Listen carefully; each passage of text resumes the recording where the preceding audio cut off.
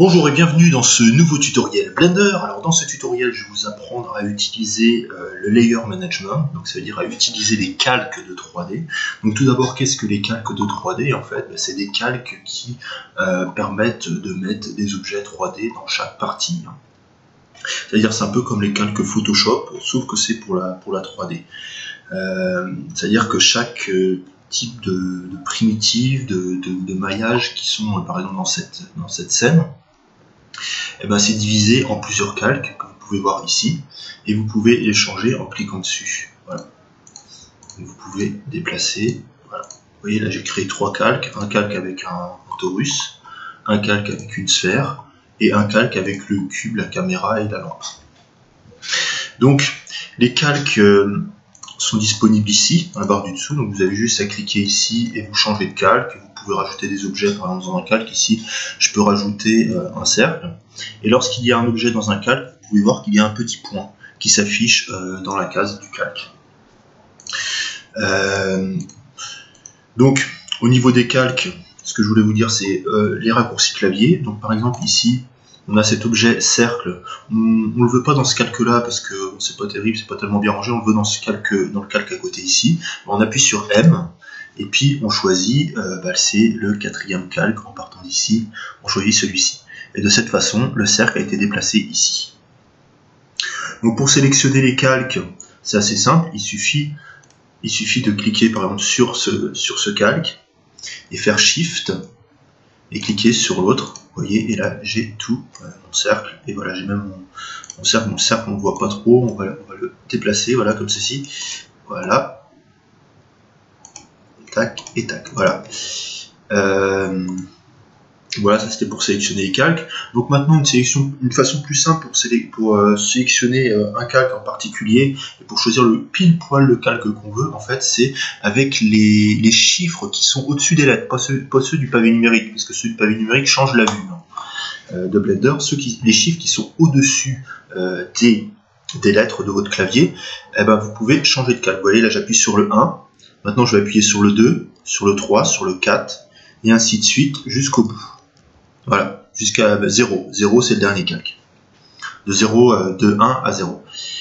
Donc là on a tous les calques du dessus. Bon, c'est très bien, mais bon, si on veut utiliser les calques du dessous, comment on fait? Pas de panique, il y a une solution.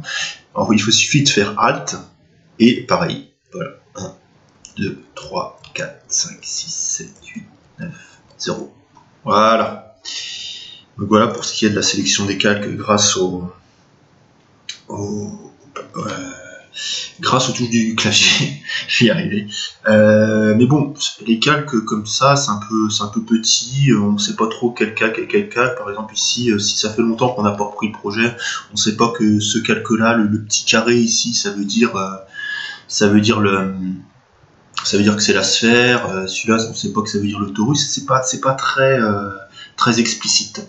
Alors il y a quelqu'un de très bien qui a développé un add-on à Blender, c'est-à-dire une fonction ajoutée au logiciel qui permet d'avoir des fonctions complémentaires, qui reprend un peu les calques qu'on peut avoir dans Photoshop, gestion des calques dans Photoshop, et cet add-on vous permet d'ajouter un nouvel onglet que vous pouvez voir ici, et qui ajoute une gestion des calques bien meilleure, puisque ici vous pouvez voir que vous avez tous vos calques. Donc là c'est tous les calques que j'ai ici, vous voyez.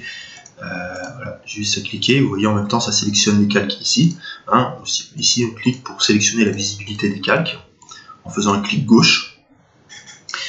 En plus on peut changer de nom. Alors par exemple ici le layer 5, hop.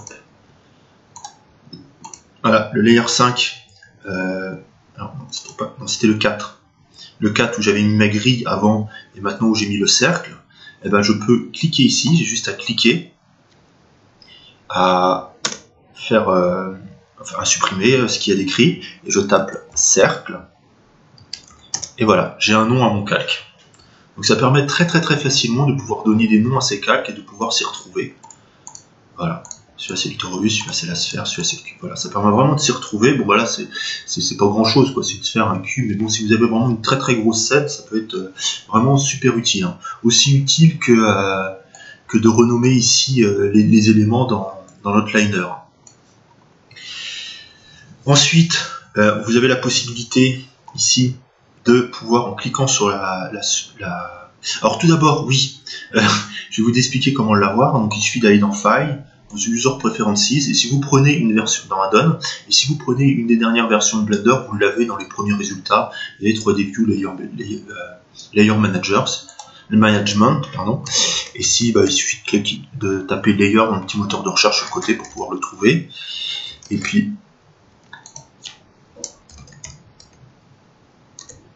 j'ai du mal ce matin. Layer, et il suffit de cliquer ici pour activer l'add-on, et vous allez avoir l'onglet ici tout en bas avec toute la disposition pour avoir ces fonctions. Donc ensuite, ce que nous avons ici, nous pouvons verrouiller une scène, donc verrouiller un calque, pardon. Donc de cette façon, c'est impossible de les sélectionner. Hein. Si on monte la sphère, ici la sphère, je pourrais la sélectionner, mais pas le reste. On peut choisir le mode d'affichage des objets, ici. Par exemple, ici, au niveau, je veux que ce calque-là, ça apparaisse pas en solide, mais ça apparaisse en wire, donc c'est-à-dire en maillage. Il suffit de cliquer ici, et hop, voilà, mon cube apparaît en wire. Si je veux que ce soit la sphère, ça apparaît en layer. La sphère apparaît en wire. Vous verrez que cette fonction est indépendante du verrouillage, c'est-à-dire on peut quand même la faire fonctionner malgré le verrouillage. Ici, comme dans la partie du bas, vous avez un point à chaque fois qu'il y a quelque chose dans le calque. Ici, vous avez des ronds lorsqu'il n'y a rien dans le calque. Alors au-dessus, je ne vous avais pas montré, vous avez différentes fonctions qui vous permettent de changer un peu la visualisation des calques. Donc ici, classique, permet d'enlever la surbrillance au niveau des...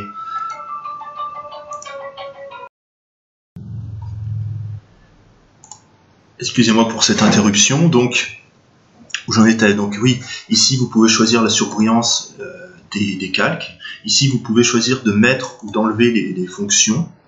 Ici vous pouvez choisir de mettre des indices devant les calques, ça permet de mieux vous y retrouver lorsque vous avez renommé tous les calques. Vous savez que celui-là c'est le calque 1, celui-là le calque 2, le calque 3. Et ici vous pouvez effacer complètement les calques vides. C'est-à-dire tous les calques ici avec un rond qui sont vides, il vous suffit de mettre Hide Empty et ensuite ils s'effacent. Vous avez également la possibilité de faire des groupes de calques, donc vous sélectionnez plusieurs calques et vous créez un groupe. Ici vous voyez j'ai sélectionné 7 calques. Pour cela rien de plus simple, il vous suffit de créer, ici d'appuyer sur le plus et vous choisissez les calques que vous voulez. Ici vous voyez vous avez une représentation des calques. Et de cette façon, vous pouvez créer des groupes de calques que vous pouvez de la même façon verrouiller, que vous pouvez enlever la visualisation. Je comprends pas pourquoi ça marche pas. Et que vous pouvez passer en wire. Le wire ça marche, mais la visualisation, normalement parce que celui-là j'avais fait cube et sphère, donc c'était les deux premiers calques. Ça aurait dû effacer, enlever la visibilité des deux calques. Ah, c'est parce que j'ai un calque verrouillé. Voilà, ça doit être ça le truc. Et de cette façon. Ça marche toujours pas. Désolé, c'est un bug c'est un bug de la donne, parce que normalement ça marche. Donc voilà. Donc les groupes, ça permet justement de pouvoir créer des groupes entre les calques. Sinon, c'est à peu près tout. Hein. C'est ce que j'ai à vous dire. Bon, après, il y a peut-être d'autres fonctions que je connais pas au niveau du layer management, mais voilà, déjà vous pouvez, avec tout ça, vous pouvez faire énormément de choses et puis un peu mieux ranger votre scène, un peu mieux la créer. Donc voilà, je vous remercie d'avoir regardé ce tutoriel. N'hésitez pas à laisser un commentaire, à vous abonner à la chaîne et à aller sur le site blendercoach.xyz. A très bientôt pour un prochain tuto, un prochain podcast, une prochaine vidéo. Je ne sais pas si j'ai de concept en tête.